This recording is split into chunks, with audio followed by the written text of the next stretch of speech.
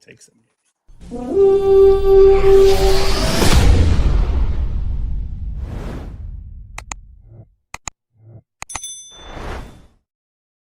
Good morning and good afternoon to some.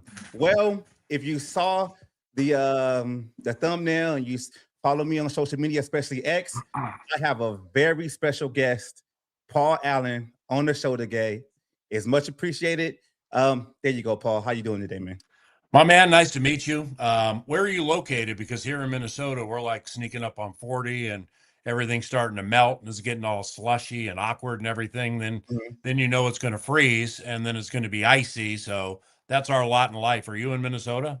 No, I'm actually in California, in Southern California, um, big county called San Bernardino, and Oh yeah. we just got a lot of rain right now, but Hmm. it's hot out here. Is it really? Yeah, it's getting hot. So Yeah, yeah. I went to Glendora High School, right at the intersection of 57 and 210, and Pasadena City College. So, with San Bernardino, when you say that, if new schoolers who like music, if they Google something called the US Festival, Okay. US Festival, I mean, all the biggest bands that were hot back in the 80s when I went to high school. I went to Glen Helen Regional Park, maybe in San Bernardino, It's right around the corner from me. and saw two of the 3 days of shows. So I'm quite familiar with negotiating the 10 out San Bernardino way on the way to Las Vegas. Yeah, man, it's congratulations. You got that nice warm weather. The rain's going to go away, Yeah. and here we are trying to get through this slush. Yeah, it's Glen Helen is like right around the corner from me. It's like when I get off on the exit to go home, it's either you go left or you go right, and you're in Glen Helen Park. So yeah, Oh, that's okay. right there. Yeah, that's right Yeah, there. it was the US Festival, and like a band called The Police, they played Van Halen. I mean, back in the 80s, it was just for old people like me, it was just the biggest of the biggest over 3 days. So I'm very familiar with San Bernardino. When I played basketball and tennis at Glendora High School, we played Rubidoux out that way. There was a Yeah. high school called Rubidoux, Claremont, which is not quite that far, Upton, I believe. Yep. Don Lugo, schools relatively close to you. Yep. Right there. Right there. Yeah, it's a small world, man. You think like the world is like so huge, but it's really a small world. Like my daughter, my oldest daughter, she goes to school at Cajon High School, which is Oh crazy yeah. because that's where Jaden Daniels came from. And Wow. yeah, they actually named the stadium after him. It's Jaden Daniels Wow. Stadium, and we were able to go to the parade he had when he won the Heisman. And Mm. my daughter was actually friends with one of his cousins. It's small world, small world. Well, it's interesting you say that, and you mentioned Jaden Daniels because I'm thinking about the Thursday 9 to noon show on KFan, the radio station for which I work, the flagship for Vikings football. And Jaden Daniels, on my drive home from the show today, I was thinking about Jaden and some things that went wrong with him last year. And the reason I thought of that is because there are, I think, unless I missed something, 7 coaching openings right now. But Mhm. it's strange in that a lot of coordinators have been fired. And when I Right. say a lot, I mean, like if it's a handful, your guy, John Morton in Detroit, I mean, it's tough sledding trying to fill in for Ben Johnson. Dan Campbell took the play calling from him after they lost to the Vikings at Ford Field. Now he's out. You got both coordinators in Washington out. You got stuff going on in Miami.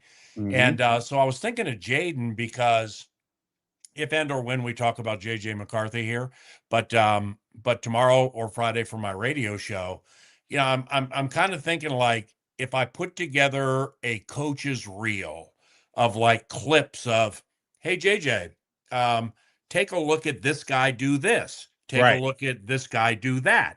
Jaden Daniels, Kyler Murray. All right, you're not as big as Jaden, so maybe Jaden can get away with some stuff like this, but you might want to think about sliding. Kyler Murray, Mhm. elite runner when he's healthy, but he's slight of frame.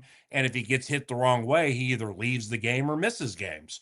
So Jaden Daniels actually is a big part of that conversation. I'm glad you brought up the name. Yeah. Yeah. And his injuries this season, especially the elbow one, Yeah. you can tell like he was trying to go down, but Yeah.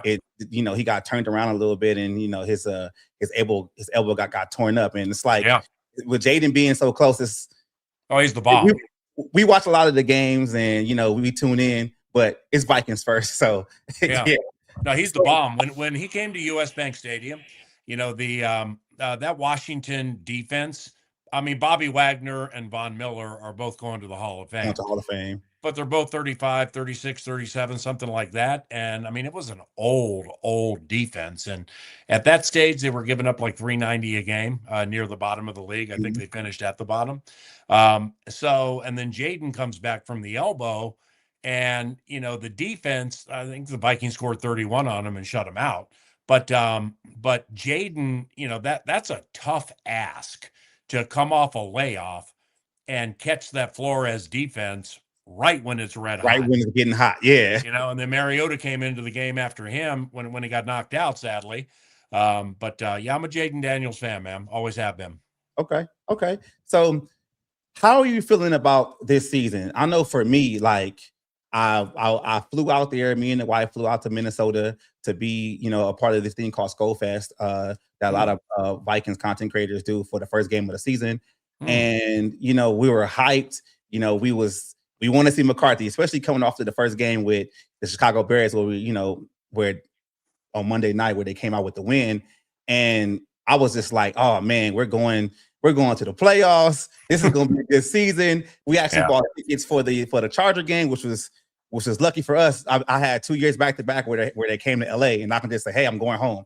I'm going to go see my guys. But it was disappointing. I mean, I listened to your show, and you were talking about, you really can't have the McCarthy situation where he plays good, is out, plays good, is out. And I just like, and that's one thing like I try to do on my channel, and I try to do like tell people like we have to start separating the emotion from patience. And what I mean by that is it's like, yeah, we might want these guys to come out there and hit the ground running and and be okay. Like we're not going to get a Jaden Daniels every time, and I understand the process. It's just like with your situation and being close to the team, like could you like kind of like tell fans like the disconnect like of being so emotional and is like being like, oh, we gotta fire everybody gotta go, and it's just like, yeah, but we can't do that all the time. Yeah, but see, I mean, it's cliche to put it this way, David, but I mean, fans are going to fan. And that's part of the beauty of people tuning in to watch this live stream right now, listening to my 9 to noon show, listening to the games on the radio, is Vikings football is a very important distraction for a lot of people's lives, not only here, but out San Bernardino way, all around the world. So they legitimately care about it. And I respect that, and I love that. You're right. When things don't go the way you felt they should go, well, now it's this guy needs to be fired, this guy needs to be replaced, this guy. Yeah, I agree with you. And that does have some emotion to it. For me, kind of emotional by nature. I battle that with McCarthy. All right. Now here's why. Is I have a 22-year-old daughter. Okay. She's set to be 23 here in a few weeks. She's 10 days older than JJ McCarthy. From the first minute I met JJ McCarthy, I just kind of felt like a surrogate family member to him. He's extremely likable. He has just a boyish charm to him that's authentic. And I find myself pulling for him, of course, because he's Vikings quarterback. So I've gotten to know JJ quite well over the last year and change, and a lot last year through the chapel program we have with the Vikings, a pregame sideline prayer, stuff like that, or just little chats on the side before or after practice. And I adore him. I mean, I want him to win so badly, man. But from the emotional standpoint, like a fan, because I am a fan, even though I'm the announcer, I can't let it cloud what I and all of us just saw. Right. And you hit the A topic, man. I mean, we can talk about, he's overthrowing people like Josh Freeman early in the season, had the pick six to Nashawn Wright week 1, failed to score a touchdown at home for several games. That Falcons game you're talking about with the Skol Fest, that was a tough one, man. offensively, it was tough to follow. But then, up to that Packers game at the end, he went 3-0 in those 3 starts up to the Packers game. And his completion percentage was 66. His yards per attempt was 8.5. That's important, man. 8.5 is a good number. Yeah. 7 touchdowns, 2 picks. So, yes, we did see the improvement, and that is part of the context. But you hit the A topic, and the way I put it 9 to noon, or when I talk to people about it, is play, leave, play, leave, play, Right. leave, play, leave. And, it's whether they want to look at it as a problem or not, that's up to them. Mhm. And they know a lot more about it than you and I. I'm talking Right. about those inside the building, as they say. But this goes back to his first game against the Raiders, where if you believe Sam Darnold was going to start week 1 against the Giants 2024, and that was the right answer, McCarthy wasn't going to start that game. But still, he comes out, sells some hope in that Raiders preseason game with, I think, Tristan Jackson and some other people. And well, then he's gone. It's gone. like, and people didn't know like when or how or what, or you didn't get any confirmation on that. And well, he's gone, but he's gone for the whole year. So there was that to start it. And then you get a rough 3 quarters against the Bears, and then he steals the show and wins the game. So he has this to him, and everybody knows he does. But the play leave thing, man, I feel comfortable. Like if I was JJ talking to you right now, it's like that has to end. I mean, just the fluke nature of these injuries has to end if he's going to make it long term in the NFL. Yeah, and that's the thing though too. It's like the best ability is availability. I mean, I'm not sure who said it. You can't make the club in the tub. Club in the tub, right? I love that. Like I understand it and I get it. Like I even made a video about it before of me like being too patient, like to a fault, because as a Viking fans, like we're always in search of our guy. Like our guy we drafted. You know, we want him to succeed. And it's like okay, we've done it multiple times with bringing in Brett Favre for a couple of seasons, the Kirk Cousins situation. I mean, Sam Darnold for 1 year. Like I know Viking fans out there is just yearning for just to have their one guy, so I get it, but I do understand it, from your standpoint of saying like start, stop. It. But David, when you take that emotional topic you brought up, all right, so we got fans are going to fan. You got the announcer and Skol State of Mind, where we follow it super closely. You do this podcast on it. I call the games, talk about it on KFan. All right, so that's a different group. But then you get the group inside the building, the general manager, the head coach, the quarterback's coach. I mean, everybody who was looking at him or Bo Nix or trying to give up everything to move up or whatever, and they decided to take McCarthy. Well, you also can't be emotional there and be like, well, we have to make this work. I mean, he was 10th overall pick in the draft, and, we have to make this work. It's not that either, because it wasn't the improvement was so precipitous and so evident, even to the casual fan, that you have something with which you can win. We just have to wait. David and I and tens of thousands, hundreds of thousands of Vikings fans mostly are willing to wait. But the buzzkill here, man, is when you get going, it's like, hey, here we go. Beat the Lions at Ford Field. Are you kidding me? That was fantastic. Except for the 9 crap after the game. That was fantastic. Oh, wow. Wait, he's out again? So, I mean, I'm preaching to the choir here. This is super low-hanging, obvious stuff we're talking about. But I just want this kid, I just want JJ McCarthy to succeed and lead this team as a franchise quarterback so badly that I'm firmly in his corner, and I'm going to support him until it's absolutely evident and obvious that this just ain't going to be it. Yeah, me too. I'm in the same boat. I'm going to keep supporting him, regardless of what he can play. Do. Yeah, he can play. You see something there, and it's like regardless of what they do in the offseason or and it was kind of pissing me off a little bit this week when he checked out of the border battle, out of the Green Bay game with the hand. All right, he tapped out. I mean, as former athletes or current athletes, don't really like seeing when somebody's like, "Hey, come get me." Okay, so especially in football, violent game, tough guy game, then people will kind of question your toughness a little bit. Okay, that's so stupid, man. Because A, that hand was a problem into the game, and he pushed through it and played. But like I said on my radio show today, David, if you want to question JJ McCarthy's toughness, why don't you go ask Keyshawn Nixon how it felt to get trucked right in front of his head coach? Mm-hmm. And it wasn't JJ who went back, it was K9 guy who went back. So JJ's a tough hockey raised kid. We just got to keep him in one piece. Yeah, that's the whole thing of him just staying healthy, and Yes, sir. That's part of it. that's part of it. That's part of Yeah, it. He has that's to the biggest one. he has to make the progressions, when he's healthy. But I do believe, like, when he's healthy, he's going to be able to make the progressions.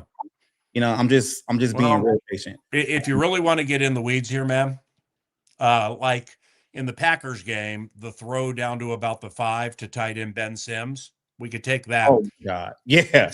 Sunday night game at Dallas, Hawkinson and Oliver both for 18. We'll take that. Mm-hmm. He had some Jefferson and Addison throws this year outside the numbers by the sideline. We'll take that too. What's the common thread here? None of them were in the middle of the field. Oliver at Dallas kind of was. So where do you take that to? O'Connell is a limb on the McVay tree. Right. And everybody in the game knows that McVay and his people are elite at attacking middle zones and middle part of the field and getting big time runs after catch. Now, when you attack the middle of the field, that's where it gets sneaky. That's where dropping linebackers hide. That's where good safeties like Branch and Kirby Joseph and others suck you into things.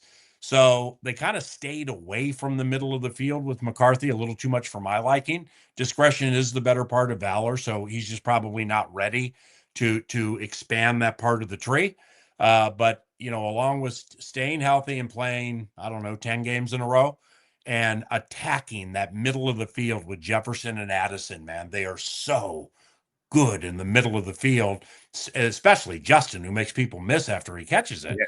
So that's what's next for next year, what I'm looking for. Yeah, me too. I'm looking for a lot of growth, and even on both sides of the ball. And I know the big talker point too is Brian Flores right now. What's going to happen with Brian Flores? And is he going to stay? Is he going to go here? Is he going to take a lot of remove? How I look at it, Paul, is like this. Brian Flores is a great coach. We've seen that. He's came in here and he fixed his defense. His defense has been a top defense every year he's been here. And I'm not saying like, oh, he should leave, but I kind of understand it if he does, because he wants to be the top guy. Like it's inevitable. I just think, just like you said on your show, like we kind of squandered off a top defense that should be in the playoffs this year that could do some damage, but yeah. I'm happy for Flores. He repaired the image with the whole, lawsuit situation and whatever happened in Miami. But sometimes, things come to an end, and it might not. We don't know yet. But after me, for Brian Flores, man, if he goes, I wish him the best. Just at the division. I mean, if we were going to bet on this, up until about 2, 3, 4 days ago, I would have bet a substantial amount of money that Brian Flores will be the defensive coordinator for the Vikings in 2026. Then they offed your guy Pete Carroll in Vegas. Right. Now, I don't know what Pete makes, but you can, it's hard to find what coaches make in like their years and stuff. But some pretty credible reports had him at 3 years and $45 million. So just consider this, okay? Culture is a big word you hear a lot with Kwesi Adolfo-Mensah and Kevin O'Connell, okay? And, when you start hearing culture, it can be so trite and overused this day and age that it's kind of lost its zing with me. Me too. But not here, not with this team. I mean, I'm not going to go too far down the road on this, but at the end of the 2021 season, I didn't really have any desire to call Vikings games anymore. There were just things. I'm not a team employee either. I just had gotten 20 years in. I called a couple of Wild games. I wanted to try some Timberwolves games. I love the NBA. And, I was just for certain reasons, I was just kind of ready to move on a little bit. Well, then the Kwesi and Kevin O'Connell group came in, and the culture term and vibe and aura with the Minnesota Vikings is 10 of 10 real. And why I bring it up is because I'm gonna get to the Raiders here momentarily, but like when Devin Duvernay had that kick return against us, and then Cairo Santos walks off at US Bank Stadium this year. I mean, we're that close to sweeping the best team in the NFC North. And that for me was the bam. Okay, I don't care if you're 7% to get to the playoffs, 15, or I don't care. It's not going to happen this year. And I just have to reserve my thoughts that it's a super long shot. I'm racetrack raised, so I'm bred to support long shots, but I just didn't feel it. And when you don't think you're going to make the playoffs and you have 3 major holidays in front of you, Mm-hmm. Thanksgiving, Christmas, and New Year's Day, that ain't good. So I started to look at it like, you know what? These final X amount of games, these are human nature games. Because the last thing a lot of these guys want to do is rehab in the offseason. When they make all their money during the season, they don't have any time to spend it because they're at the facility or studying or rehabbing or whatever. Season ends, fat stacks of cash and plenty of time. So the last thing they want to do is like rehab in the offseason. So when I say human nature games, who's trying hard and who's not? Mm-hmm. That was zero problem with the 2025 Minnesota Vikings, especially on the defense. Everybody really. I mean, through 25, 24, 25 different offensive line combinations, you got Ryan Kelly begging to come back despite 10 concussions to play. Right. You got Brian O'Neill warming up 2.5 hours before every game to push through something because he wants to play that badly in a non-playoff year. That's culture. And the culture with the Minnesota Vikings, when it comes to handling prosperity, which would be 2022 and 2024, how they handled things, they handled it with humility, and how you handle despair. And they've handled that well too. And everybody tried hard at the end of the year. That's A plus, because in several places that is not the case. And I've seen it before, and I even saw it a little bit this year with a team or two. So now you fast forward to the Las Vegas Raiders. I mean, if you're bringing a coach in and giving him $45 million and you're so done with it at the end of 1 year that you're just willing to be like, yep, 30 million, here you go. Yeah. Is that good culture? I No. mean, Las Vegas in its own right, is it possible to have 10 of 10 culture in that city? So I don't know, man. I like Brian a lot. He's just a very deep thinking. He's a wonderful, wonderful man. It's been an honor to get to know him. I really hope he stays. But I mean, if he takes that Las Vegas Raiders head coaching job, that really, in my opinion, would personify you got to take them when they offer them to you because they're really hard to find. Right. And I would agree with that. I would agree with that. It would be a hit here for sure. They'd fix it somehow. But the culture here is good, man. And that's sustainable.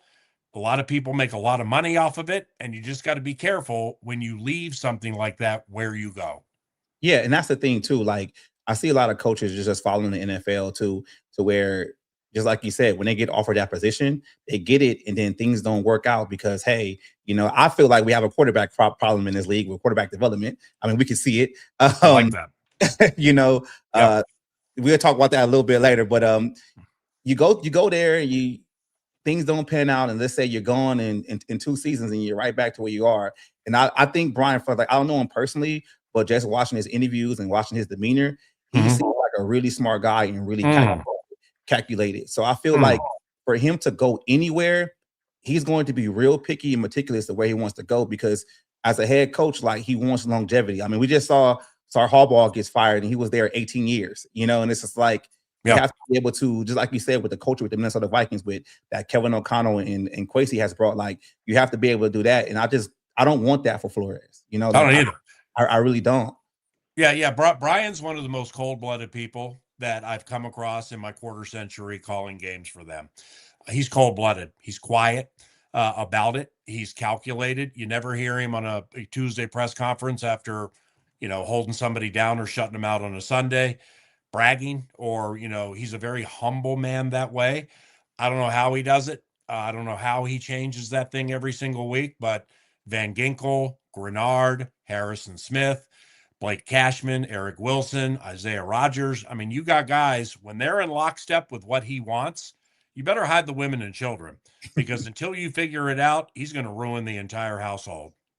Yeah, yeah, and just like I said about the development of quarterbacks, like I don't know how you feel about it, but I just look at the overall NFL situation, and I just say, like, man, the pool of getting quarterbacks, having them come in, it's kind of hit or miss, and it's I just look at it as it's getting worse, man. Like But I what do don't you mean? like with the with quarterbacks are not being able to be patient so much. It's like how we Oh, got the yeah. situation. Organizations with quarterbacks. Organization, yeah, Yeah. with quarterbacks, it's like, yeah, you drafted a guy first overall or top 10 in the draft, but then you don't even wait for him to develop. It's like 2 years in, just like you said with McCarthy, 22, but Yeah. he's already out the door, and that's just something like, He ain't out the door. yeah, No, he's not out the door. I no, mean, I mean, and honestly, with all due respect, shame on the Minnesota Vikings.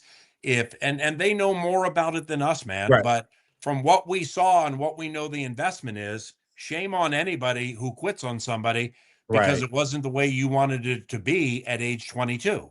So hmm, now, again, another full off season. Offensive line, they may need a new center. And hopefully the concussions for Ryan Kelly work out okay, man, because those are scary. But, Darisaw will be completely healed. It's not going to be any of this, 20 play out. I don't know what it was, man, but it ended up on yeah, IR. And Christian's the bomb. I mean, he's one of the three best left tackles in the NFL. O'Neal had one of his best seasons ever.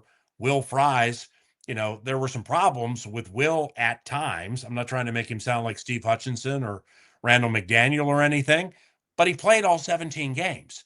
I mean, seriously, like you said, you can't make the club in the tub while every offensive lineman forever is getting hurt. Well, mhm, here he is every single game, just helping the team every game. I love Will Fries. Donovan in year two.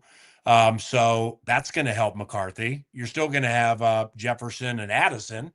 And you're going to have a lot of draft picks. So, yeah, nobody's giving up. And I don't like to speak for the team.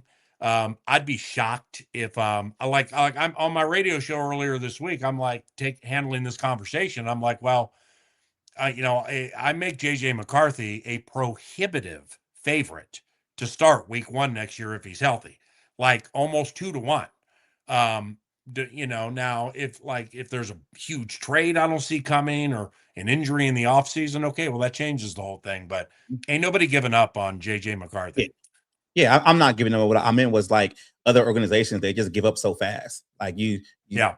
you see it, and I just want patience, and when to tie them to B flow, Yeah. I Look don't at want Baker. exactly Sam Seriously. Darnold. Oh, Yeah, yeah. Okay. But I mean, with Baker, all right, Kevin Stefanski, formerly the coach of the Browns, probably the best friend I've ever had in football. I started in '02. He got here in '06 with Childress. And his father, Ed, was the general manager of maybe the New Jersey Nets at that time or the Toronto Raptors, one of the two. And I grew up in Washington, D.C., big Washington Bullets fan. Then I moved to Los Angeles and played basketball in high school and junior college at Pasadena City College, right when it was Magic and Bird. All mm, right. So, yeah, I love the NBA. So Kevin and I meet, and he tells me his father's the GM for a team. So, boom, we immediately hit it off. And Kevin's phenomenal as a coach and as a person. But after the Vikings lost to the 49ers after the 2019 season to end the playoffs, they go down to New Orleans. Zimmer puts Everson and Daniil inside, and it totally threw off the Saints and Breeze. And then Cousins hits Thielen late right and wins it back left of the end zone with Rudolph. So they win that playoff game. Then they go to the 49ers, they get trucked yeah, by Tevin Coleman and Raheem Mostert and Matt Breida and stuff like that. All right, so they're done. Well, when we got back to Twin Cities Orthopedics Performance Center, I don't know, 4 a.m, something like that, and I'm walking to my car and I'm walking with Kevin, and he tells me that he's leaving for the Cleveland Browns. Like, whoa, hey, first thing I said was, really, with Baker? I mean, really, with Baker? Baker at that time. right. And Not this Kevin Baker. was like, yeah, I mean, when they're available, you got to take them. Well, it may not have been great with him and Baker eventually left there. But look at Baker turn his whole thing around. It took a little longer than you want. Baker Mayfield's the perfect example of what you said. Then Sam Darnold is part of that fishbowl, but it's under a different rock because you're not the third overall pick in the draft if you don't have talent. And when Darnold was signed here, the narrative with a lot of fans and some media members was, yeah. Right. Didn't you see the pick sixes with the Jets and Carolina and all that? I'm like, yeah, I mean, but if you think throwing to Robbie Anderson and tight end Ian Thomas is throwing to Justin Jefferson and Hawkinson and Addison, you're out of your mind. Right. And, Matt Rule in Carolina doing that college thing, holding up the sign with like Kendrick Lamar here and Adrian Barbeau here and Ronald McDonald here and some color up here doing that college thing in the NFL on the sideline just didn't work. So he was in a bad spot there. Then he gets into the O'Connell covenant with Josh McCown and Wes Phillips, the offensive coordinator. The name I stumbled on was Grant Udinski, who ended up being the offensive coordinator for the Jacksonville Jaguars. Yeah. So he came into a great situation. He came through with it until that Lions game, so that you got to be patient, like you said. Right. So I've been wanting to ask you this too, though. Like, what is one of your biggest calls announced? Because I'll tell you my most disappointing call announced, and I have a like. Okay. Like my favorite calls that I've made on the radio. Right. Favorite calls. That's always a difficult question for me to answer, simply because beauty is in the ear of the beholder. I know when certain calls are put in front of me, if I'm doing a speaking engagement or something like that, I know the ones that I like. And the only way to put it is this way, is God wired me for big pressure filled moments in situations that really matter. And like the Minneapolis Miracle, 09 with Favre, 03 McCown to Poole. There've been some other ones, and I'm thankful that he did wire me that way, which means the offense that we just had 2024 is antithetical to really what I just said, how I feel I'm wired. But for me, in 2009, in week number 3, the fact that somehow I knew Greg Lewis was in the game. Nobody knew he was on the team. I did, but I know he was in the game. And Favre hits Lewis back right of the end zone to beat Mike Singletary's rough and tumble San Francisco 49ers team. That's one that sticks with me forever. That game-winning Favre to Greg Lewis at Metrodome. What about you? Okay, so one that's disappointing to me is not you, it's just me being a Viking fan. The Minnesota Miracle, right? So I was real hyped that season. I'm like, yeah, we're gonna get it. Hey, our guys are gonna actually get the Super Bowl. And during that game was kind of up and down. So the last play of the game, I walked out the room because I'm in disgust. I'm having the same feeling as the Minnesota Vikings versus the New York Giants 41 donut. You're like, hey, we're cursed, whatever, right? As I'm walking out my room to go to the hallway, my girlfriend at the time, which is my wife now, she starts screaming. And she's like, ah, I'm like, what is she screaming about? Game's over. And I go back in the room and all I see is Diggs, doing his helmet thing. I'm like, oh my God. Oh my God. And that's disappointing because I didn't see it live. And it was just such a big moment. And it's just like, man, like I missed it, but yeah, that is one of my actually favorite and stuff like that. So but I understand why you would be frustrated. I mean, I think they're winning 17-0 at halftime. Exactly. And they're kicking the bleep out of Sean Payton's team. I'm not a big Sean Payton fan for myriad reasons. Then Sean goes to mocking the Skol chant near the end of the game. I mean, looking at our crowd and doing the how's that feel, doing this thing. I didn't know that at the time. But after the game, when I saw it, I'm like, are you kidding me? I mean, seriously, who are you, man? And I know he's accomplished, but you just don't do things like that. But then Breeze went no huddle like 23 consecutive plays. We had a backup long snapper. Kevin McDermott got hurt. The long snapper was, I think, Jeff Overbaugh. He went to the wrong guy on a punt, and there's a punt block. So the whole thing was just terrible in a hurry. and we're going to lose. Yeah. We're not going to win the game. It's incredible after the domination of the first half. That's why I'm just, when Keenum hit Diggs in front of the Vikings bench, the Utah rookie safety, Marcus Williams, didn't know what to do, and he leapt too early. That's why I'm glad God put in my mind, in my heart, and in my mind, and subsequently could deliver it to the crowd. It's a 61-yard Minneapolis miracle, because it was at that moment a miracle that took place in Minneapolis, and it's probably the most exaltation I've ever felt after a sporting event in my life. Yeah, like when I looked back at it back, I'm just like, oh my God. I just really felt after that win. I'm like, hey, Yeah. we're Well, you going to gave the up Super on it. Bowl. We're going to the Super Bowl. I hope that's the only miracle in your life you give up on. No, yeah. I just Thank gave you. up on it. It's as a Viking fan, like NFC title game, it was just like, here we go again. Here we go again. But that wasn't the NFC title game. Yeah, that was the divisional round. Yeah, the divisional round is like, here we go again. again. We went to Philly next week and we took a 7-0 lead on a Rudolph touchdown. And I'm like, all these bleep talking Eagles fans, I mean, because they're mean out there, man. Everybody sat down and shut up. They got nervous. Well, yeah, we then have they outscored us like 35-0. Philly fans are probably some of the worst. They're tough. But see, because of social media, David, all of that's getting hotter and meaner. Yeah. And, people, they marry themselves to opinions in February, and then they just got to stick with them and get loud and get ugly and everything. And people don't see it their way. So, I mean, it's what you just said is with Philly fans is kind of analogous with a lot of sports fans these days.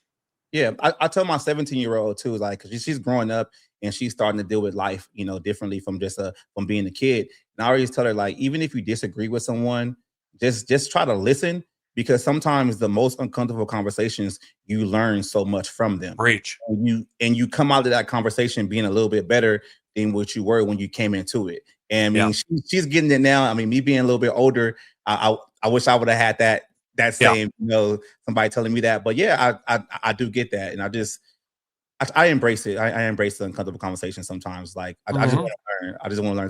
There's a difference between uncomfortable conversations. Like, I feel this about McCarthy. You feel this. Let's watch the games and see who is right. As opposed to, you're a bleeping idiot. Yes. I told you he didn't throw enough in Michigan. You should have watched it there. You're stupid. Keep your takes over to whatever. People immediately go for the dagger. Right. And that's just at that point, that's when you gotta like cut your losses and say, hey, you know what? Yeah. You can go over there, I can go over here. We're gonna disagree, but we're not gonna have this banter back and forth, And it's like you said, with sports fans and social media, it gets so amplified, especially like on X. It's crazy. Yeah. It's crazy sometimes, but me starting this whole podcast thing and doing content, I just had to understand. When did you start? I started actually about 3.5 years ago. I was on another podcast with a couple of other guys, Tony and Carson. RIP Tony. He passed away about a few months ago, and he was actually doing things with State of Skol. Was it 10 takes? And kind of with him passing, kind of like it had an effect on me. Like. He was always telling me, like, hey, you can be real good in this space, do a good job. Like, he was always like a mentor toward me. So I kind of like wanted to actually start taking it seriously and just be out there for him, because maybe God put us together because, like, in a surrogate type way, maybe I'm the new Tony, and I'm not saying I'm going to like start some YouTube bit or whatever. And then we're going to co-host it, but just know that, it's just unique how I found you. Right. Because like I've done podcasts like this with Viking centric podcasts, and I've done a lot of some national stuff. I would much prefer to do something like this with somebody who has a vision, who has a dream, who has a family, and is trying to get something going. So if there's ever any way that I can help you, you got my phone number, you got my email, just tap on me whenever you want, man. Much appreciated. I really much appreciate it, man. But you got to come through with it, okay? Because I will. Like if I offer something like that, which people do, and it's like say, you're in San Bernardino. So say somebody over in Corona that is having trouble, and you're like, hey man, I'm here for you with whatever you need. They never call. They never text or email. I understand, but pride goes before the fall. And I just want you to know, man, that if you ever want to talk about anything or any roots to anything, if you want to use me on this pretty much anytime you want and get into my only social media platform, which is X, you let me know, man. I'll be here for you. Will do. Will do. Thank you. Thank you. Much appreciated, Paul. Much appreciated, man. Who do you like in the games this weekend? I like Jacksonville. First off, I like Jacksonville a lot. Keep talking. I'm gonna close this blind. Okay, Jacksonville. I really want them to go over the hump because they haven't. I don't think Lawrence has won a playoff game yet, so I want to see that happen. Houston. I like Houston. You like Houston? Yeah.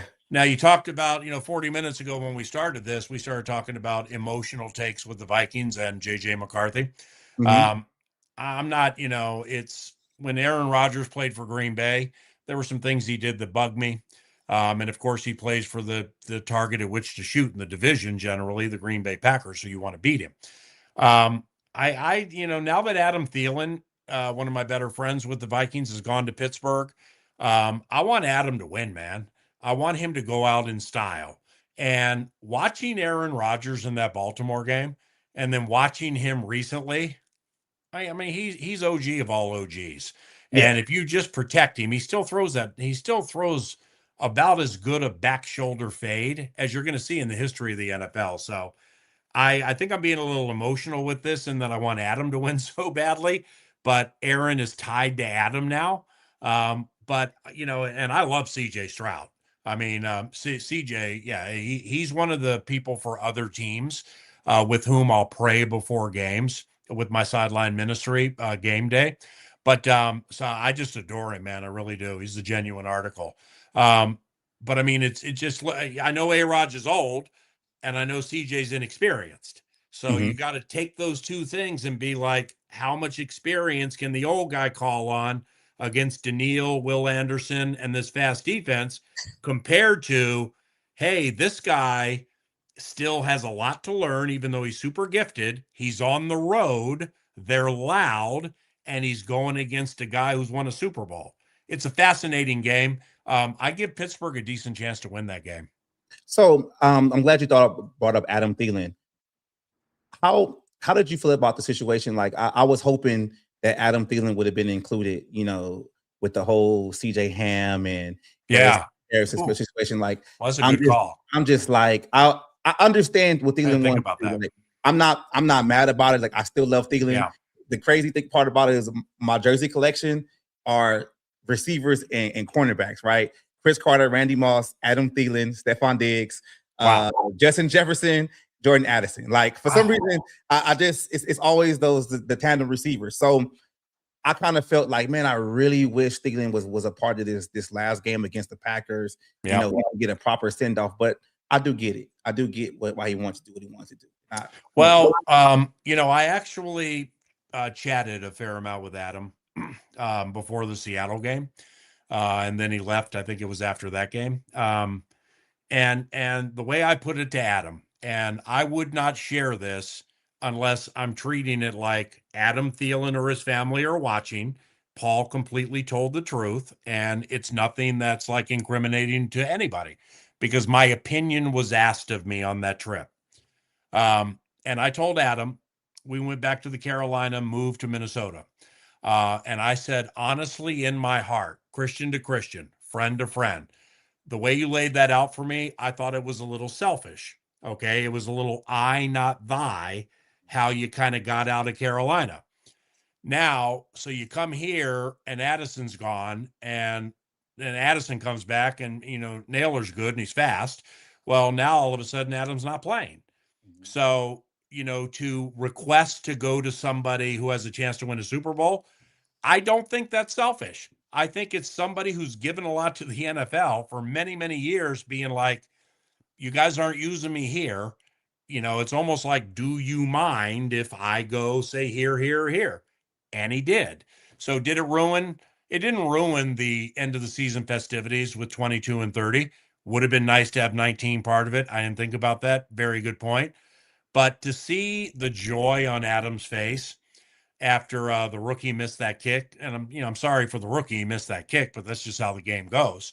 To see the joy on Adam's face as he ran out on the field holding his helmet, hey, I mean that was A+. So I love Adam Thielen. I love his family, and I really hope they do well in the postseason. Yeah. I mean, Adam's gonna always be one of my favorite guys, especially like his road to becoming a star in this league. You know, I tell people who's playing football and any kind of sport, like, look at how Adam Thielen went his route, like, you know, Yeah, drafted. And Marcus Sherrills. yeah, Marcus Sherrills, right? Like, Remember him? yeah, best punt returner in the game that when we had him. Bro, we haven't had a punt return touchdown since 2016 against Houston at US Bank Stadium. Marcus Sherrills. I mean, It's hey, been man, that Marcus long. is the bomb. I love him. But man, that's our last punt return touchdown. Yeah, that's not good. Don't walk out of the room and give up on it and have No, your wife I'm not. screaming in the other room because some miracle took place. Yeah, Okay? I'm not. But yeah, with Adam, you know, it's just tell people like, hey, just keep working at it, be consistent at it.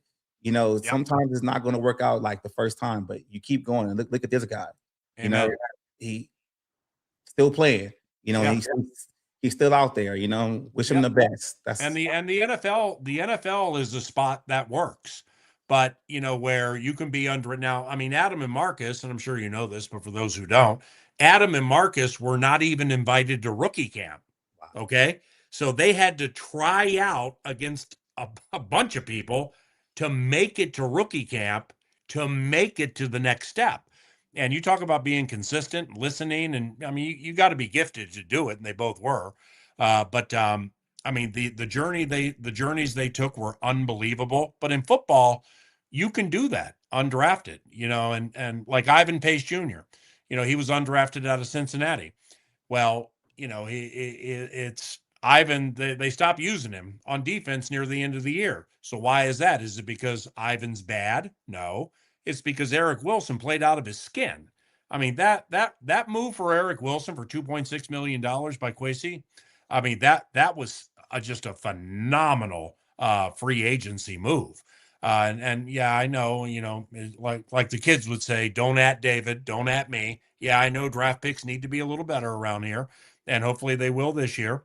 Yeah, we but know that. Yeah. Finding Ivan Pace Jr., man, and getting out of him what you could get out of him, undrafted, Thielen, Sherrills, undrafted, John Randall, the greatest undrafted player in the history of the NFL. It happens in the NFL. Yeah. You just have to stay with it. You just have to stay with it. So with the playoffs games, how do you feel about the Rams game? Interesting you asked that because somebody asked me that earlier today, and I'm not going to grandstand in a way where I'm like, Carolina beat them earlier, 10-point underdogs, they're at home, and they're going to beat them again. I can't say they're going to beat them again.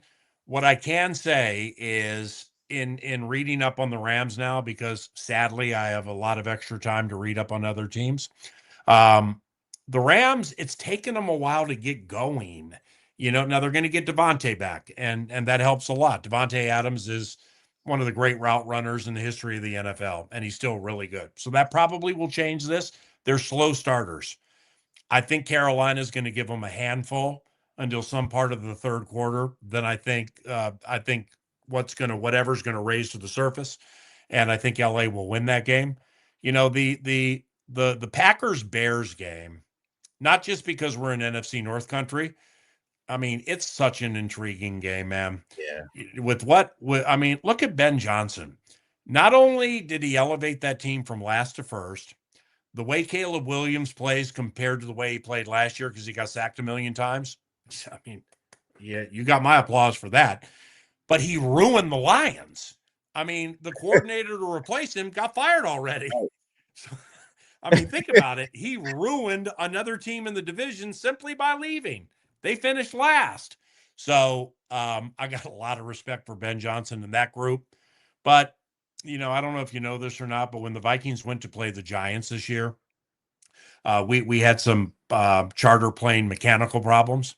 So we were on buses or planes for 10 and a half hours just waiting for the right plane to get to Minneapolis, to get to New Jersey. So we had a lot of time, and I wasn't able to watch Green Bay, Chicago that night as closely as I wanted to. because we had it all planned. Let's get to New Jersey. Let's find a place to eat. Let's find a place to watch this cool game. Go to bed. Play Jackson Dart the next day. Boom. So I didn't get a chance to watch the game closely. So after I played catch up on it this week, I can't believe Green Bay didn't win the game. I mean, they were about a 95% winner with like 2 or 3 minutes left. You got Josh Jacobs dropping the ball inside the 5. You have a face mask penalty that was a legit penalty, but it was just dumb. It wasn't needed. And Romeo Doubs acted like he'd never seen an onside kick in his life. I mean, those 3 things had to go against Green Bay to lose it in overtime. So I like Green Bay a fair amount in this game. What about you?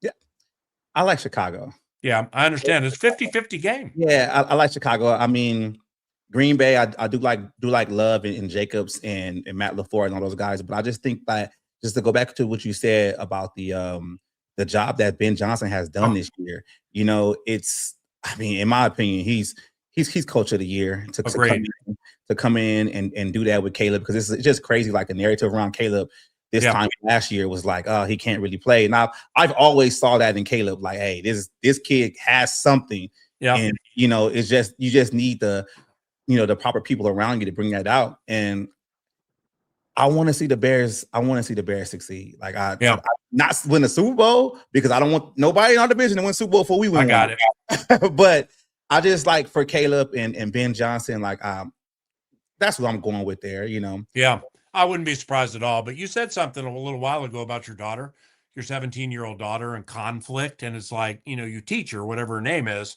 that, you know, I don't know, sometimes if you think you're 75% right, but you know some of it in there is confusing, apologize. Have that vulnerability to neutralize it, to just kind of stop it. You know what I mean? Mm-hmm. And learn from situations like that. Well, that's perfectly stated when you think about Ben Johnson and Caleb Williams, because, I mean, you're in Southern California, so you watch more Caleb than me, but at USC, he never went under center. Okay, well, now Ben has to have him go under center to do the play action. Detroit, in Ben's final year, ran the most play action plays and passes of anybody in the NFL. Okay, that's important to Ben. But Caleb, getting him under center, he just wasn't used to it. It took time.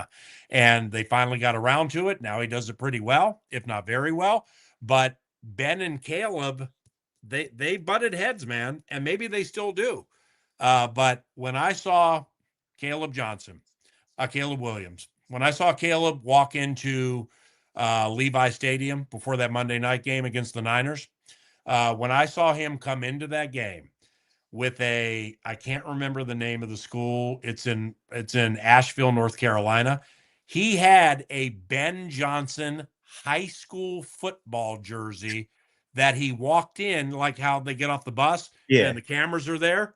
He's got a 12 from Ben Johnson's high school that Ben wore when he played in high school. That's kind of a solidification of showing, I love this guy. Mm-hmm. And you know what? We got a father-son thing. We got an uncle-nephew, cousin, however you want to look at it.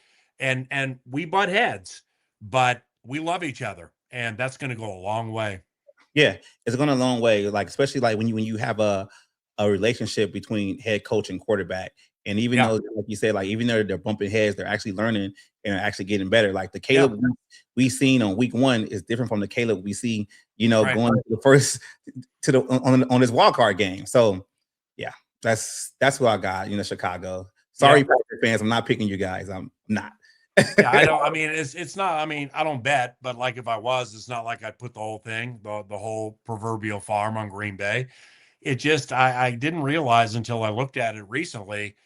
I mean, Green Bay dominated the bleep out of that game. So if they do that again, and Micah Parsons didn't play either. But you know what? Rome Odunze didn't play either. Man, Rome Odunze is the bomb. So that game's phenomenal. Just the playoff games this weekend are fantastic. Yeah, I'm going to be watching a lot of football this weekend. Me too.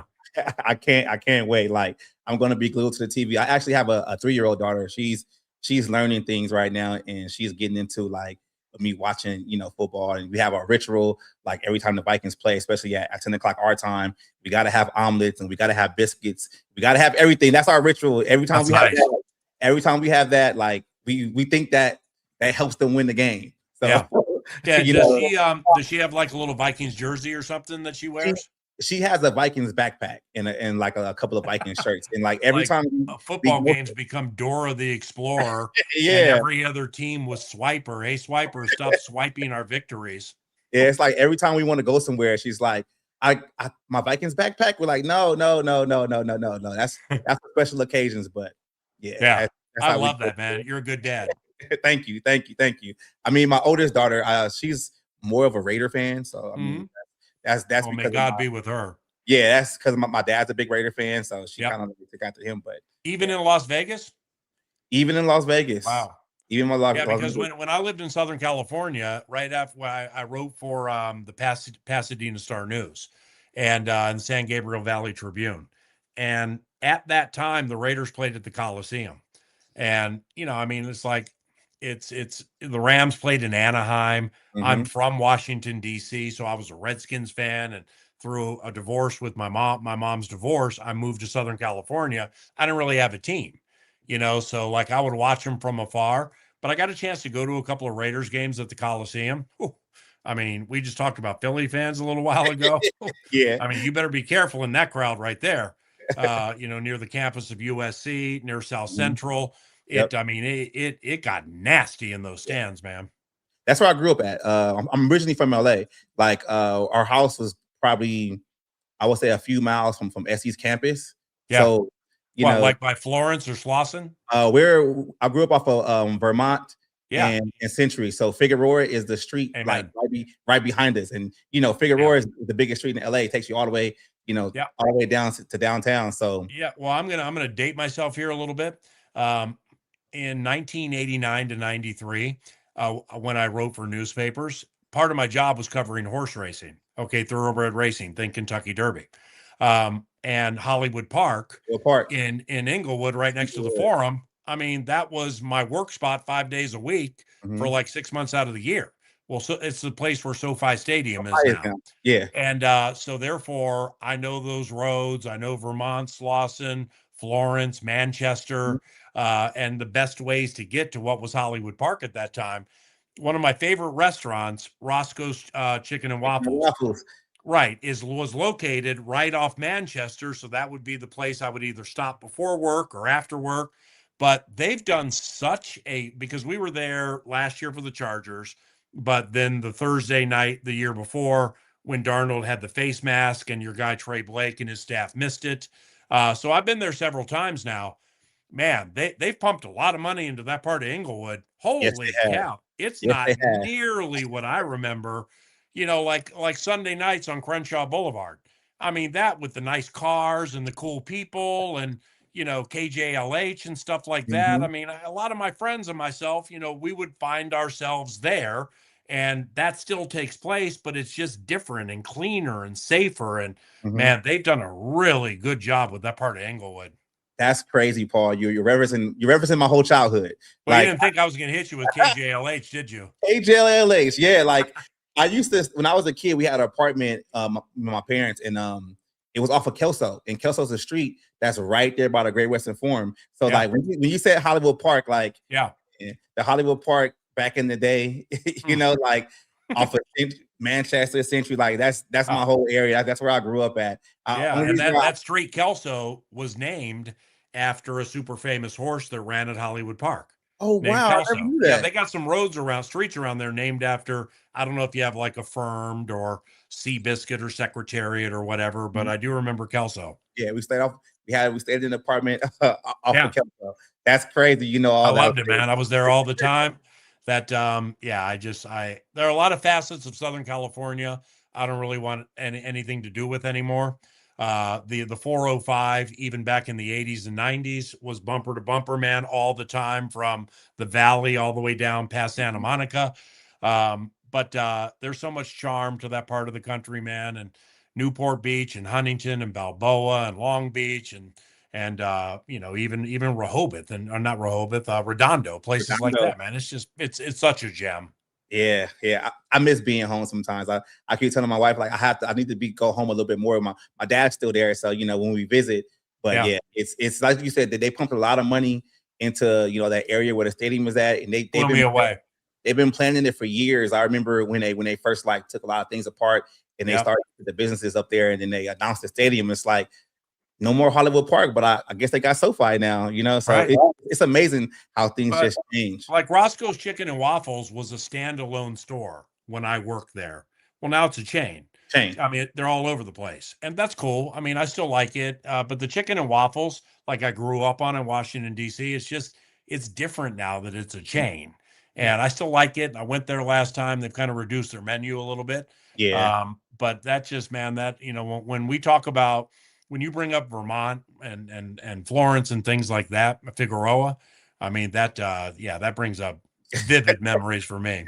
Wow, Paul, I did not know you were very familiar with LA like that. That's great. That is great. That is great, man. Right on.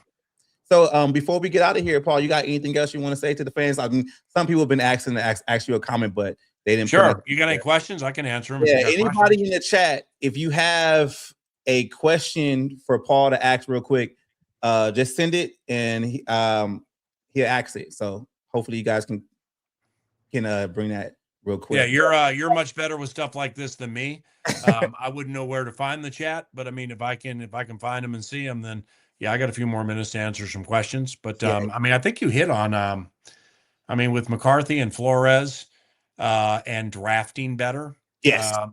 Well, those three right there. I mean, it's those are big. You can get to the next level, like Eric Wilson. What's next for him? He ain't going to make $2.6 million this year. So hopefully he's back. Jalen Naylor, what's next for him? He's unrestricted. I think because he's so fast and he continues to ascend, I think somebody's going to offer him a lot of money. Not sure he's going to be back. Did you draft Ty Felton to replace Jalen Naylor? If you did, he didn't get a lot of experience, but it doesn't mean that he can't do it. After that, I just really would like to see them get Van Ginkel and Jonathan Grenard like 2024. I mean, those guys were unbelievable. I knew who Jonathan Grenard and Andrew Van Ginkel were from Houston to Miami, but I mean, I never like followed them closely or anything. Jeez. I mean, from the moment Van Ginkel jumped Daniel Jones' route in the first game and got that touchdown, and Grenard blows up running plays as well as any edge that I've seen here or I've seen in a lot of places. I love those guys. And, Jonathan finished the season on the IR. Andrew missed some games early in the season. Keep those two guys on the field, figure out the safety situation, probably minus 22. Mm-hmm. And, I mean, I'm already getting myself a little excited for 2026. Okay. So we got one question from East Coast Gridiron. I just put it up. He said, what's your most satisfying Viking win you ever witnessed? It hasn't happened. I know the only way to answer it. It hasn't happened. Okay. Because that would be winning the Super Bowl. But since East Coast Gridiron was nice enough to write, I think it was the Minneapolis Miracle game, especially after I heard about the other coach mocking the Skol champ. And plus back to 2009, New Orleans cheating with the Bounty Gate and everything, and then you get a chance to bounce them out of the playoffs. That was pretty satisfying. Yeah, that was for me too. So we got one question. I know you probably been hearing this. This one is from Barber. Why should he give up play calling? Yeah, we said give up play calling. So I mean, Barber fade up. See, it's like at KFAM when I'm doing the 9 to noon show, we do these things now called talkbacks, where people go to the iHeart audio app and they got 30 seconds to formulate an opinion. I don't mind that, but the problem is if I disagree with the opinion, they can't come back. You know what I mean? They can't like restate it or come back respectfully and go back and forth with byplay. So, like I said, why should he give it up? He's the reigning coach of the year. He was working with a 22-year-old quarterback this year where, when you go through 23, 24, 25 offensive line combinations and you got guys leaving during games, that makes it really, really difficult. O'Connell is from the McVay tree. Everybody in the National Football League knows he's one of the most cold-blooded play callers there are. Does there need to be improvement? Sure. And I think Kevin would tell you that too. I don't exactly know where, but no, Kevin O'Connell giving up play calling, that's, with all due respect, to the barber. I'm a fade down on that one because Kevin's really good at what he does. Okay, and the thing about the play calling too, it's like I've I've been there too, like, oh my God, being emotional in the Yeah. moment. But like when you have to like dissect it and really get deep with the nuanced situation, you can't be so recency biased with the situation of like you're mad because it didn't work out. Like Yeah. But see, you got to think of everything that goes into it. that goes into Like, it. like if you're going to be the play caller, then what are you doing on a Monday to get ready for a Sunday? What are you doing for it? Changes so many things, but that's fine. Change is fine. Second part would be okay, well, then who do you want to call the plays and why? I need a why with it. I don't just need a name, I need a why. And I'm with you. I mean, there were times this year where the team was inside the 15 or the 10 and it was second or third and short. And we threw and we threw and we threw, and I didn't understand it. But it's there's so much that goes into it. But for Kevin O'Connell, either on my radio show or in press conferences, to say that he's going to look in the mirror and find ways that he can improve, well, that right there should be satisfying enough to the fan base where they're like, I mean, Kevin cares. He cares deeply. So he knows when he does things that, like, there were a couple of plays late in the season. One was when Brosmer did the sidearm bit to Ernest Jones the fourth, and then another one later after that where he's kind of like, I hate the play calls. I should not have called those plays. Mhm. I blew it. And that needs to be better. So he knows, but nah, man, is you make Kevin O'Connell available as a play caller to every team in the NFL right now, they'll line up for him. So here's another one. Some of the questions were kind of similar, so we're gonna try to get another one, probably the Yeah, last this is one. cool. Yeah, this one says, "Who do you think the Vikings should have a backup as a backup QB for McCarthy?" This is a big question. Yeah, it is, and I get it a fair amount at K-Fan. I'm not necessarily prepared to answer that right now, and I don't want to take the gray area out for what do we have here, Aiden Chris or whomever else. I don't want to take, I don't want to be gray area guy, but I'm also not going to be loud podcasting guy where I feel like I got to have the right answer in January for something that's going to take place in late July, early August with training camp. Um, this may not be popular, but what was wrong with Carson Wentz when he was healthy? I mean, what was wrong with Nick Mullins before he left? Now, Nick would like that Josh Dobbs year and then Jaron Hall and then Mullins came in like at Cincinnati. And I look at Bursich, the analyst, after like our first or second break, and I'm like, wow, look, Jefferson's being thrown open. This is happening. This is happening. Middle of the field's back in play. So, like, Carson knows how to play the game the way Kevin wants it, like Mullins did, who went to Jacksonville. So Wentz would be on my radar because he knows the playbook and he's going to be healthy. Some things are taking place in Atlanta right now with Kirk Cousins' contract, where Atlanta may have a way out. They're going to have to pay a fair amount if he leaves, but whichever team gets him won't have to pay that much. But I can't say it would happen here because that means you got to tell Kirk. Unless they tell Kirk, we're not using McCarthy as the starter, you come into training camp favored as the starter. Yeah, I mean, I just don't see that happening. But Cousins finished nicely, and he knows this thing inside and out. So there's another low hanging fruit name. I was going to save this for next week on my radio show and start deep diving it. I haven't really gone down the road on it a lot yet, but I'll share a name with you that kind of blew me away this year. Marcus Mariota. And I couldn't believe when Jaden went down how good Mariota was. And, we saw him a little bit at US Bank Stadium. He wasn't great. And I know, I mean, I can see your face and I can just feel everybody right now like, oh, okay. All right. I understand that. Mariota missed a few years due to injury. Mhm. So he doesn't have as much tread off the tire as people would think. That man runs like the wind. Okay. I had no idea he ran the way he did, after Oregon or wherever it was, Oregon. Mariota played better than Jaden Daniels this year. That's the end of the story. Now, would I rather have him than Jaden Daniels? No. 10 out of 10. I want Jaden Daniels. But Mariota really, really has some good moments this year without Terry McLaurin, without Debo being in and out and stuff. So I got to do a little research on Marcus Mariota, who I know is going to be a free agent. Plus he's a super kind guy, very smart. He would come in not wanting to usurp the top spot. If he gets it, great. So I don't know. I'm moderately interested in him. You got any names? I like Mariota. Mariota, what he's did this year was pretty cool. There's another guy like Trey Lance. He might be available. I wouldn't mind Wentz coming back too because of him being already in the system 1 year and going through it. Like he would be a lot better because people have to understand Wentz didn't sign to like late in the offseason before we actually started playing games. Amen.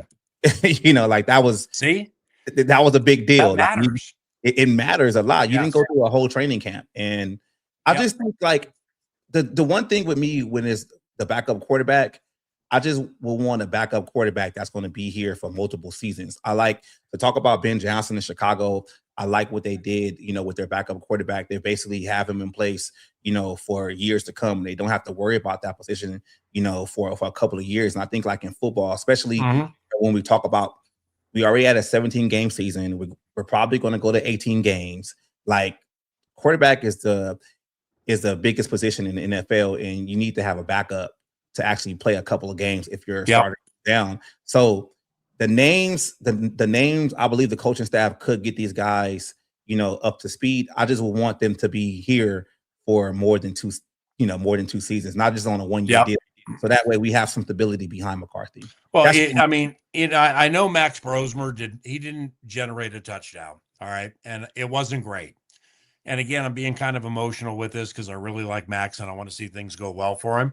But, he's another year older with another off season and that nice arm. It was interesting to me with O'Connell when on my radio show after the Seattle game, like McCarthy might have seen things a beat or two too slowly at times, and they had to get that going the other way. O'Connell said Brosmer actually saw it a beat or two too quickly, so they had to pull him back a little bit. I'm not saying that's the answer, but I'm not throwing him out of the equation. Yeah, he should be back. He's still young. Just like we said, you can't give up on these guys, their first time playing just because they're young. One thing you said about with Andrew Van Ginkel and Jonathan Grenard, do you see like a way the Vikings can get maybe Gink, Grenard, and Turner on the field at the same time to be most effective? Yes, but I think the answer would have to be Eric Wilson leaving. So maybe Dallas plays him inside. Okay. Now, I don't really, I'm not saying Dallas can't do it. And the way he jumped out of his skin off the edge this year, that seems to be the spot. But Van Ginkel and Grenard are better than Dallas Turner. And they're better in the pass coverage game and against the run. So I don't know how to do it. But I just really hope Eric Wilson comes back. If he doesn't, you're going to need an inside linebacker to play a lot. Maybe Dallas can do some of that. But when Van Ginkel and Grenard are going great guns, holy cow. I mean, those guys are fantastic. Yeah, I had that same idea too with moving Dallas to the inside. I'm just not sure if, the ability to have them to drop back in coverage and stuff like that. But I mean, you never know. I mean, if we're talking, I think he can do that. I think eventually he can get his back pedal and his drop, and sell it better to try to suck somebody into something dumb. It's the contact. Okay, so let's use this example. All right, Brian Asamoah, remember him? Yes. Okay, so they draft Asamoah. He's an inside linebacker from Oklahoma. Inside linebackers who play big time football for the Sooners, well, they're supposed to crave contact. With all due respect to Asamoah, I don't think he liked contact. I mean, they couldn't use him because the charging like Cashman and Wilson do and Ivan Pace Jr. can do. There's part of that role when you got 2 or 3 linebackers out there where one person is in essence the sacrificial player. All right, here comes David. He's going to try to bust up here to open something for, say, Saquon. All right, Ivan, you need to take the L here. Eric, you need to be the sacrificial one and blow that guy up so Hargrave, Allen, or somebody can come through, and that's part of that job, man. And it can beat somebody's body down. Okay, cool. So we got the last question in the chat. I was hoping someone would ask a draft question. So basically, how do you feel about Caleb Downs in the draft, and who do you think Okay. should go in the Well, draft? here's the deal. I'm just going to be straight with you. I don't watch a lot of college football. I just don't have time. With the church stuff that I do over the weekend and Vikings travel and getting ready for Sunday games and stuff. This may sound embarrassing. I don't know who Caleb Down is. Is it Down or Downs? Downs. Yeah. I don't know who he is. Now, when I get to the combine in Indianapolis, hey, turn Yeah. on 9 to noon. It sound like I'm his agent. When we get up to the draft, hey, I've talked to a few people. Yeah. But I don't really, from a player standpoint at this stage of the equation, I don't really know who anybody is. Philosophically speaking, they have a lot of picks and they have what, 4 or 5 in the top 100. Mm-hmm. You just got to go boom. You just got to go boom and hit on some that can help right now. You're going to need a third receiver. Okay. I'm not trying to run Jalen Naylor out the door, but Jalen's put enough on tape, and this team is, maybe a little salary cap strap right now. I think Jalen's put enough on tape to get a relatively big deal from somebody else. I hope it doesn't happen, but if it does, you need a third receiver. Well, that's, I think you do. Jay Sean Jones, he might get a shot. You got Ty Felton. Okay, so those guys are part of the mix. Defensive tackles. I like how Jonathan Allen finished, but he's getting up there in years. Javon Hargrave did not have the season this year I thought he would have. Don't exactly know why. Jalen Redmond, you got to pay him. Yes. Excellent move with Jalen Redmond, but you can never have enough inside guys on defense. So that's part of it. So you just got to hit on some of these picks. Caleb Downs, who is he? For whom does he play? And is he good? He's the safety for Ohio State. Okay. So that's pretty much why people are saying, Caleb I got it. The Vikings. Well, I'm not, and I'm probably talking myself into a coffin right now. I'm not huge on taking safety super high in the draft because I think you can see in the NFL with the way Josh Metellus is used, the way teams use certain players. The Rams do it really well. Is you can take bigger corners and play them as like a hybrid safety. Mm-hmm. Now, if you had hit on Kyle Hamilton in that first draft for the new regime, he's probably the best safety in the National Football League. So that's a difference maker. But look where they use him now. They play him kind of like a linebacker, Exactly. I really thought that was the pick because Kyle Hamilton, Notre Dame, Harrison Smith, Notre Dame, you can usher him into the NFL. He can be his mentor. I was like, oh, they're not trading that. That's Hamilton. Yeah. But see, with safeties also, David, if safeties are very important to what Brian Flores does, very important. That's why Blake Cashman is what's known as the green dot. Play comes into him. But like Harrison Smith is the one to get the secondary guy squared away. And that whole Harrison up to the line, wait, then retreat or charge. Ooh, I mean, that messed up Dak Prescott so badly that he was probably staring at a ceiling fan, just laying there going like, because he had no idea what was coming. It got Jared Goff too. Think about who we just said, Dak Prescott and Jared Goff. Well, that's a safety generating a lot of that. So, yeah, I'm all about having really good safeties on this team. But if Brian Flores isn't the coordinator, are they going to be as important as they are now? We'll see. You don't know. A lot of things have to pan out before you actually get to draft season. I mean, it's gonna be a great offseason for me. Like, excellent. Can't wait. I can't wait. And I just got one person. This is my wife in here. She just said she respects your honesty. Thank you for tuning in. You should be at work, but yeah, that was all. You tell Miss Erica that if David ever tries to leave the room in a close Minnesota Vikings game, remind him of that Minneapolis Miracle moment, and also let him know that makes him a bandwagon jumper. Oh, no. Right, you jumped off the bandwagon. And like I said earlier, and the Christian in me has to remind you of this, I really, truly hope it's the only miracle you miss in your life. Okay. Please. Thank you. Thank you. Much appreciated. But God bless you, man. That's all we got, Paul. I mean, you're awesome. Just like I said before, man, I really appreciate it. you reached out and we talked on Twitter, and we set this up. It's been some couple of weeks in the making, but thank you. Really appreciate it. Hopefully, I probably will. I know I will be in Minnesota probably the first game of the season. If not, but thank you so much. I really right on, man. And hit me up again during the playoffs. Maybe around the conference championship games, or maybe after that up to the Super Bowl, we'll do it again. All right. Because by that time, head coaching spots Yeah. should be filled. I mean, we should certainly hope we got, some clarity on what's up with the defensive coordinator. But I think, there are going to be a fair amount of things that happen within the next 2-3 weeks. So text me again. We'll do it again. That was fantastic, man. Great football conversation. Thank you. Appreciate it. We're out of here, guys.